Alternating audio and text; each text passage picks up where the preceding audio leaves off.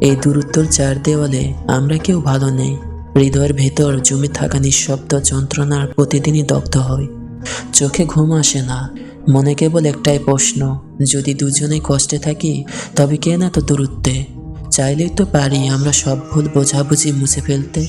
পারতাম তো একবার তাকিয়ে বলতে, ফিরে এসো, চলো নতুন করে শুরু করি। কিন্তু না, আমরা দুজনে অহংকারের বেড়াজালে আটকে আছি। যেন ভালোবাসার চেয়ে অভিমানী আজ বড় হয়ে গেছে।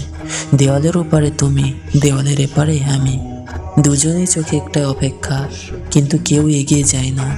কারণ ভয় হয়, যদি অন্যজন না চায় কাছে টানতে।